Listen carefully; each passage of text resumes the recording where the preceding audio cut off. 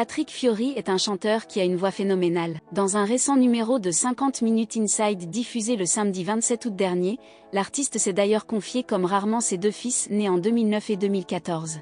En effet, l'interprète de Je sais où aller a fait savoir qu'il n'était pas contre la participation de ses enfants à The Voice si l'envie les prenait. En revanche, si le cas de figure se présente un jour, le chanteur a précisé « Ne me prenez pas en tant que coach, prenez quelqu'un d'autre ». Au cours de son échange avec Nikos Aliagas, Patrick Fiori a également mentionné ses parents pour faire savoir que ces derniers l'avaient soutenu dès le début de sa carrière en n'hésitant pas à mouiller le maillot pour leur fils. Ils m'ont suivi. Puis, ils en ont fait des ménages. Mon père, il en a fait des déménagements où il arrivait cassé en 18. Ils ont tout fait pour que ça fonctionne, a-t-il déclaré avec émotion. Fier de vivre en Corse non loin de la maison de ses parents, le chanteur de 52 ans a conclu en déclarant reconnaissant « J'ai la chance de les voir vivre et de les avoir auprès de moi ». Une belle déclaration d'amour adressée à ses parents. La fin des années 90 voit naître un couple aussi glamour que talentueux, celui formé par deux jeunes stars, Lara Fabian et Patrick Fiori.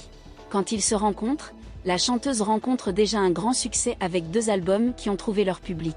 Quant à Patrick Fiori, il devient la vedette de la comédie musicale à succès Notre-Dame de Paris. Et si, malheureusement, le couple n'est plus aujourd'hui, Patrick Fiori se rappelle avec tendresse et nostalgie de sa rencontre avec celle qu'il a tant aimée. Il faut remonter en 1997. C'est à Montréal que se déroule la belle rencontre entre les deux artistes. Patrick Fiori vient tout juste de passer le casting de Notre-Dame de Paris.